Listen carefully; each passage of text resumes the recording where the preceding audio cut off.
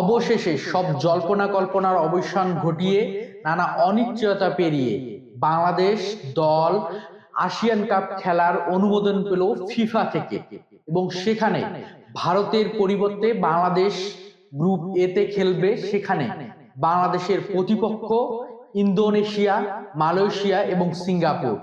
এবং এখানে যদি আমরা দেখি, ফিফা প্রথমবারের মতো দক্ষিণ এশিয়ায় আসিয়ান কাপ এই টুর্নামেন্টটা চালু করতে যাচ্ছে, যেখানে প্রথম আসরে খেলার কথা বাংলাদেশে ছিল না।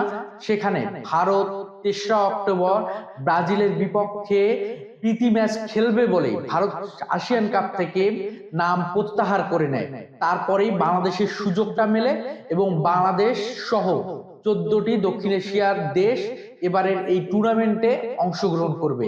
সেখানে দুটি ডিভিশনে এবার টুর্নামেন্টটা অনুষ্ঠিত হতে যাচ্ছে, প্রিমিয়ার ডিভিশন এবং চ্যালেঞ্জ বিভাগ ডিভিশন। সেখানে যদি দেখি, প্রিমিয়ার ডিভিশনে 8টি দল, সেই 8টি দলকে চারটি দুটি গ্রুপে ভাগ হবে, এ গ্রুপ এবং বি গ্রুপ। এ গ্রুপে বাংলাদেশ, ইন্দোনেশিয়া, সিঙ্গাপুর এবং মালয়েশিয়া, এবং বি গ্রুপে যদি আমরা দেখি থাইল্যান্ড, ভিয়েতনাম, পাকিস্তান এবং ফিলিপাইন। এবং চ্যালেঞ্জ বিভাগে অংশগ্রহণ করবে মোট 6টি দল। সেখানে এ গ্রুপে হংকং, মায়ানমার এবং ব্রুনাই, এবং বি গ্রুপে থাকছে কম্বোডিয়া, লাওস এবং পূর্ব তিমুর। এবং সেখানে বাংলাদেশের প্রতিপক্ষ হবে ইন্দোনেশিয়া, র্যাঙ্কিং এ বাংলাদেশের থেকে অনেক ধাপ এগিয়ে, মালয়েশিয়া বাংলাদেশের থেকে অনেক ধাপ এগিয়ে, এবং সিঙ্গাপুর বাংলাদেশের থেকে অনেক ধাপ এগিয়ে। তো এই টুর্নামেন্টটা বাংলাদেশের ফুটবলের জন্য সবচেয়ে সেরা টুর্নামেন্ট হতে চলেছে এবং দক্ষিণ এশিয়ার অন্যতম ফিফা অনুমোদিত একটা টুর্নামেন্ট। সেখানে বাংলাদেশ অংশগ্রহণ করা এবং ভালো কিছু যদি করতে পারে বাংলাদেশ, তাহলে বাংলাদেশের র্যাঙ্কিং এ, ফিফা র্যাঙ্কিং এ দারুণ একটা কিন্তু উন্নতি হতে পারে। এবং সেখানে শুধু এই টুর্নামেন্টে অংশগ্রহণ করাই না, সাফের আগে বাংলাদেশের দারুণ একটা প্রস্তুতির মঞ্চ হতে পারে এই আসিয়ান কাপ, যেখানে বাংলাদেশ মূলত 4টি ম্যাচ খেলার সুযোগ পাবে।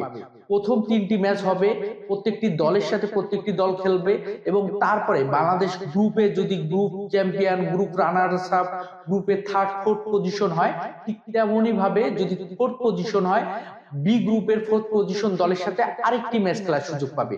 সব মিলে বলা যায় 4টি ম্যাচ খেলার সুযোগ পাবে বাংলাদেশ। তো সেখানে অরিজিন যে ফুটবলার গুলা আমাদের আছে, বিভিন্ন দেশে বিভিন্ন ক্লাবে খেলে থাকেন, এবং বাংলাদেশে হামজা, শামির সোম এবং জায়ান হাকিম, ফারহান আলী ওয়াহিদ, তাদের একটা নিজেদের সামর্থ্য প্রমাণ করার একটা বড় মঞ্চ হতে যাচ্ছে আসিয়ান কাপ। এবং সেখানে বাংলাদেশ ভালো কিছু করবে এটাই আশাবাদী। এবং বাংলাদেশের ফুটবলের জন্য বলতে গেলে বিগ ব্রেকিং নিউজ। এবং সেখানে বাংলাদেশের সম্ভাব্য ম্যাচগুলোর তারিখ যদি আমরা বলতে পারি, 24 সেপ্টেম্বর, 27 সেপ্টেম্বর এবং 30 সেপ্টেম্বর। তো বাংলাদেশের জন্য শুভকামনা। অবশেষে সব প্রতীক্ষার অবসান হলো এবং 22শে আগস্ট এবং বাফুফের সভাপতির সেই নির্বাহী কমিটির সভা থেকে, মিটিং থেকে বের হয়ে এরকম একটা বিগ ব্রেকিং নিউজ তিনি গণমাধ্যম কর্মীকে জানান, আসিয়ান কাপ খেলতে যাচ্ছে বাংলাদেশ।